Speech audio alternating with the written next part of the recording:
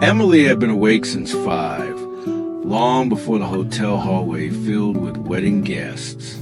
She sat before the mirror while her sister fixed her dress.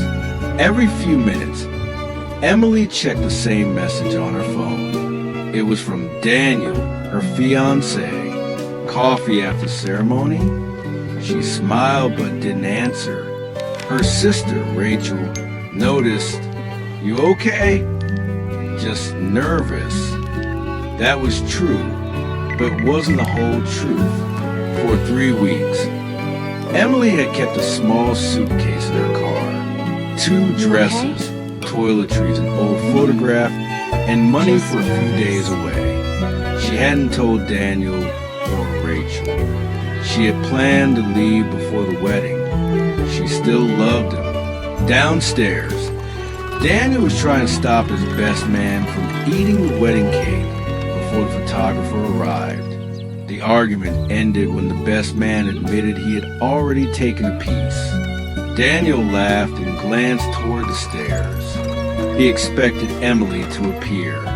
Instead, Rachel came down alone. "Where is she?" Rachel looked at him for a second too long. She was upstairs. Daniel stopped smiling. I only took one piece. They went back to the room. You weren't supposed to take Emily's bouquet was still there. Her veil was folded across the chair. Her phone charger was plugged into the wall. But her phone was gone. The bathroom was empty. On the bed sat a small envelope with Daniel's name on it. He opened it. Inside was one sentence. What's wrong? "I am sorry I waited until today." Daniel read it He's again. here. Then he asked Rachel, "Did she say anything?" Rachel shook her head, but she was lying. Upstairs. Emily had told her the night before, "If I can't do it tomorrow, don't make me come back." Rachel had promised to keep quiet because she thought Emily was only scared. Now the family was whispering. Someone mentioned Emily's former boyfriend, Mark, who had called twice that week. Another relative said she had seen a dark sedan leaving the hotel.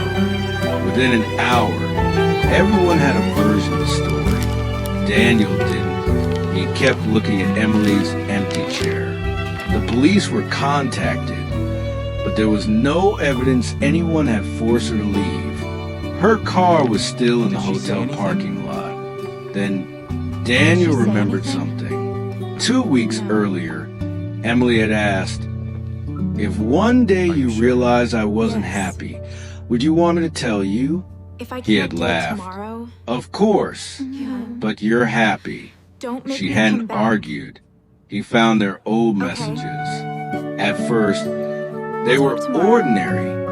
Jokes about bad restaurant dates, pictures of groceries, plans for a house they hadn't Have you bought. heard anything? Then the messages changed. Emily had started saying, "Do you ever feel like we're doing what Mark everyone called twice expects?" this week. Daniel had Her old answered, boyfriend? "We're getting I married. saw a dark sedan. That's normal." 3 weeks before the wedding, Emily had written, Earlier. "I don't know if I want this Maybe she anymore." left with Mark. Daniel had replied, "You're stressed. We'll talk after the wedding." I heard something else. She never answered. That was when he understood. Emily hadn't been taken. She had been looking for a way out. There was no secret rescue. She had simply walked through the side entrance with one small bag, while everyone upstairs argued about flowers. Daniel found Rachel sitting alone in the hallway. "You knew." Rachel cried. "I knew she was scared. I didn't know she'd actually leave." Daniel sat beside her. For a while, they were silent. Would you want me Then to he tell said, you? "I think I knew too." Rachel looked at him. Of course. "I just kept thinking she'd feel better after the wedding." By late afternoon, the guests had gone home. The food was packed into containers. The photographer canceled the remaining pictures. Daniel returned to the hotel room. Emily's veil was still on the chair. He folded it carefully and placed it inside the empty suitcase. Months later, Emily came back to town. They met at a small coffee shop, not to restart the relationship, but to return the things they had left with each other. Emily gave him the old photograph in the suitcase. Daniel gave her the key to the apartment they had planned to share. Neither blamed the other. Before leaving, Emily said, "I should have told you sooner." Daniel nodded. "I should have listened sooner." They hugged. Then she walked away.